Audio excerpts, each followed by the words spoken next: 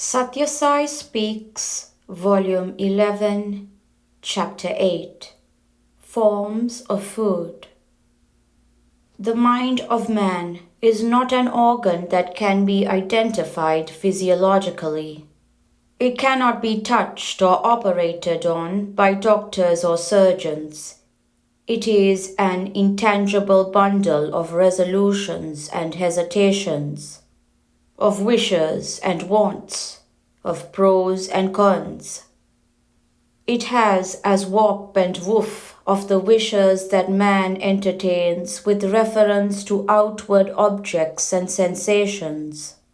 It easily rushes out after external pleasures and assumes the shapes of the things it seeks. It can also be turned back into searching for inner contentment and inner joy. That is why the mind is said to be the instrument for both bondage and liberation. Allow the senses to lead it outwards, it binds. Allow the intelligence to prevail upon it to look inwards for bliss, it liberates. The mind is the puppet of the food that is consumed by man. It is prompted one way or the other by the subtle pull of the food it is fed on. The quality of the food determines the direction of the desire that diverts the mental flow. That is why in the Gita, as well as in all scriptural texts, sattvic, pure, food is recommended for the upward-seeking individual. Mind means desire, sankalpa, resolve, something sought for. When the formless desired form, the universe arose. So, mind is the creative principle, the Maya, illusion, that desired the very first desire to be many. When it is now fed on rajas, passion, and emotion, activity and adventure, it gallops into the world with the plunge of desire. It brings man deeper into the morass. When it is fed on tamasic, impure food, which dulls, intoxicates, blunts reason, and induces sloth, the mind is callous, inert and useless for uplifting man. The three types of food eaten by man.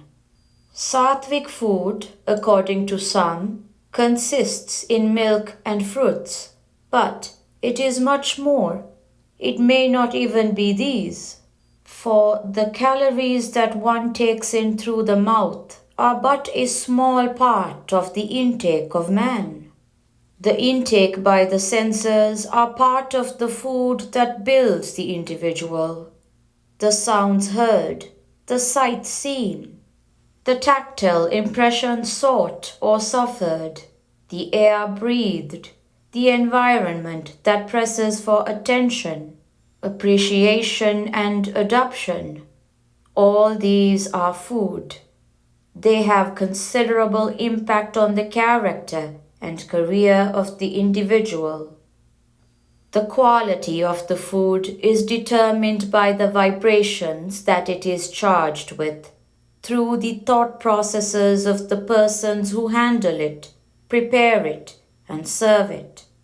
The 17th chapter of the Gita clearly defines the nature and tastes of these three types of food eaten by man. The food that promotes love, virtue, strength, happiness, and cordiality is sattvic. That which inflames, arouses, intoxicates, and heightens hunger and thirst is rajasic. The food that depresses, disrupts, and causes disease is tamasic. The company in which food is consumed, the place, the vessels in which it is cooked, the emotions that agitate the mind of the person who cooks it and serves it, All these have subtle influences on the nature and emotions of the persons who takes in the final product. It is because the sages of India realized this that they laid down many do's and don'ts for the processes of eating, as for the different stages of spiritual progress. Our thoughts trail off in directions determined by the sounds that fall upon the ear.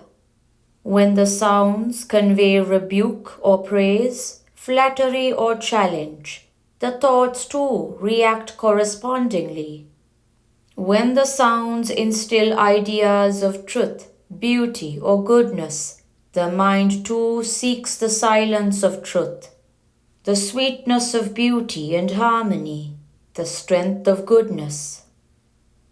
Naga Sankirtan is the greatest disinfectant.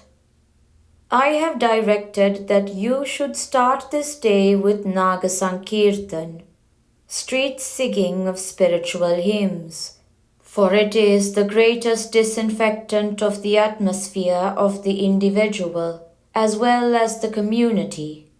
The puja, ritualistic worship, in the domestic shrine, the recitation of hymns, the bhajan, group singing of devotional songs that you do, all send forth vibrations that purify and cleanse the atmosphere, and so disinfect the food that you consume.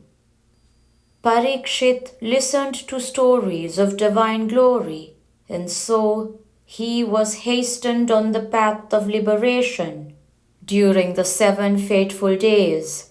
So too, the sight of temples, churches, mosques and houses surcharged with divinity, of idols and sculptures, depicting the mystery and majesty of God in His various forms, of scenes that instill in your mind the littleness of man before the vastness of God's handiwork. These have salutary effect on the formation of character and the direction of habits and attitudes. The senses have to be controlled, primarily because they pursue deleterious influences that harass man and lead him into ruin. Inner peace is lost when the senses feed man on inflaming wants and unnecessary desires.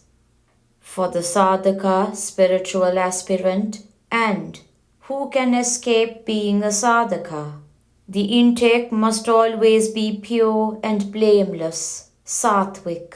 The sounds, the sights, the impressions, the ideas, the lessons, the contacts, the impacts, all must promote reverence, humility, balance, equanimity, and simplicity.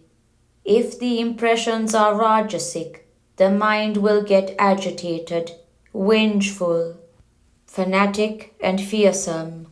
If they are tamasic, the mind will not even be aroused into the awareness of its own innate handicaps. It is only sattvic food that will keep the mind on an even keel, fully concentrated on the Atma, on which it must contemplate in order to attain peace. Hyderabad, January 28, 1971. When you are eager to place offerings before the Lord, let your offering be love instead of transitory materials. Love is the very essence of light. It is the only comprehensive code of conduct. Sri Sathya Sai Baba.